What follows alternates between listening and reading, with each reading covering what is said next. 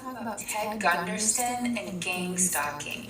Ted Gunderson was an FBI agent, a special agent from the 1950s to the 1970s. He wrote 20 years as an FBI agent.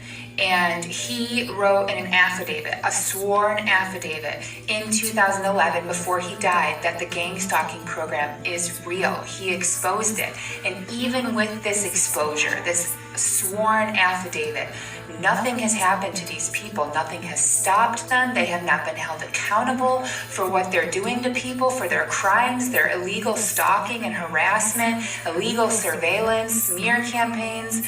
No one has ever been held accountable for these crimes. And there was even a whistleblower who came forward, and he came forward before he died. So I'm feeling that people are very afraid to expose this program because he waited until, the end of his life to expose it. So I want to show you guys what he had to say about it because it is eerily similar to what I'm living.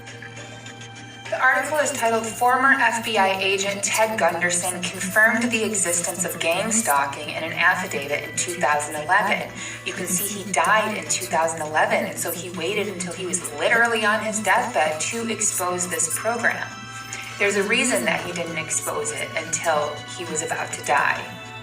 But he worked for the FBI as an agent from 1951 to 1979. He became a high-ranking special agent and head of many FBI state offices. In 1979, he was one of the candidates for the position of FBI director. He wrote in his sworn affidavit that it is his professional opinion that gang stalking reasonably describes an ongoing, active, covert, nationwide program that is in effect today, and based on my investigations and experience, has been operational since at least the early 1980s. Since the 1980s, gang stalking has increased in scope, intensity, and sophistication by adapting to new communications as surveillance technology. He goes on to say that he has come to the conclusion that thousands of victims have been targeted by an illegal government rogue criminal enterprise. He goes on to say that 24 hours a day, 7 days a week, there's a central command located within the U.S. with multiple satellite offices whose administrators can instantly initiate surveillance, phone taps, and harassment against any individual in the country. They have the technology, financing, and manpower to dispense illegal surveillance and harassment against anyone at any time, day or night. He also states that he has files in numerous cases of active, programmatic, illegal government harassment currently being conducted on thousands of Americans. This makes the FBI's former COINTELPRO program, which he worked on, including in a supervisory capacity, look like a Sunday school program by comparison. That says a lot to say that the COINTELPRO program looks like a Sunday school program in comparison to what people who have been targeted by gang stalking have endured. He goes on to say that the federal agencies and the government overall are honest, law-abiding public servants. However, there's a sophisticated network of rogue operatives that have secretly infiltrated the FBI and other intelligence agencies, including the CIA and other key government positions. This rogue element seeks personal power and wealth and considers themselves above the law and the Constitution. This illegal surveillance and harassment program is being called gang stalking and organized stalking by the victims targeted by it. This is a very important part. The victims are targeted for a variety of reasons, including government and corporate whistleblowers, parties to financial and employment disputes, parties to marital disputes, and even jilted paramours. Journalists are covering controversial issues, and even attorneys and private investigators representing unpopular clients or interests have been targeted by this program. Marital disputes and jilted paramours.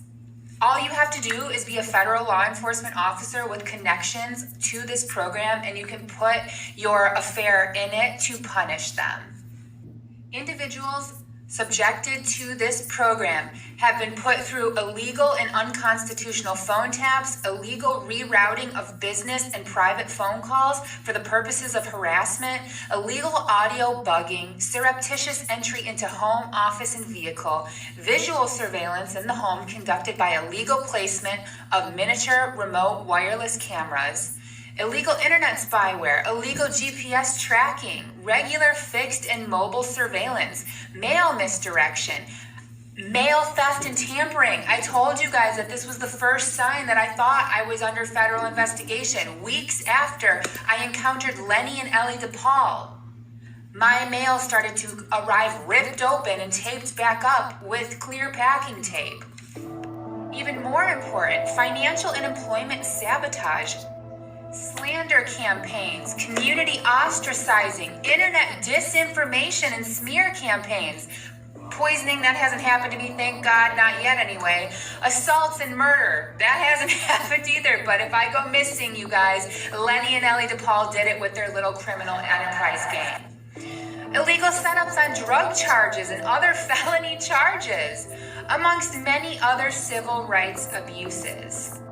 I'll leave you guys with this. High-ranking members of the FBI, other intelligence services, and the government overall are using the government gang stalking program to harass enemies. I am an enemy of Lenny and Ellie DePaul. They can get a targeted individual harassed for the rest of that individual's life. Remember, Ellie DePaul's last text message to me said, have a good, safe, and healthy life. This sounds like a life sentence.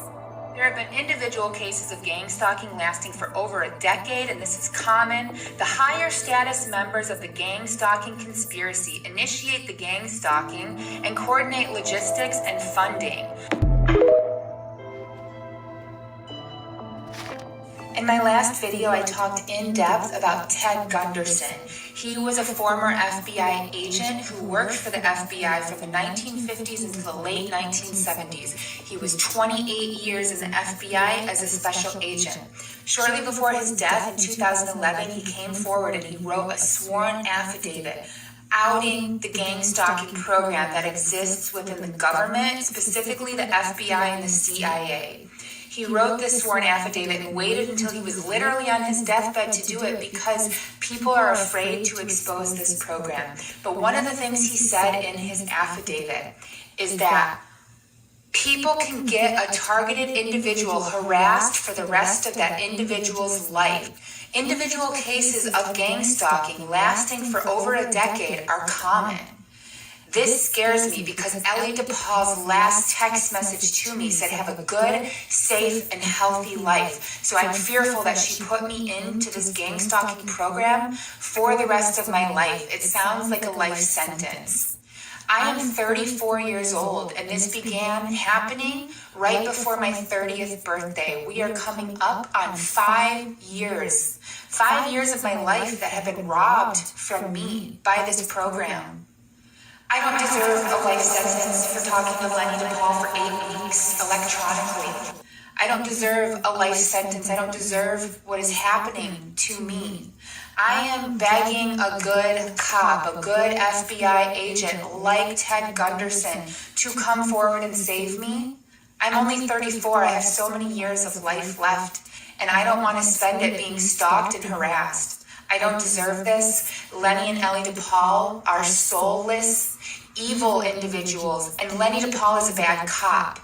But not all of them are bad. And so I'm asking, can please someone help me? Someone has to have knowledge of this. If Ted Gunderson has knowledge, there are other people who can come forward. I don't deserve a life sentence. I'm getting attacked by contractors working for the NSA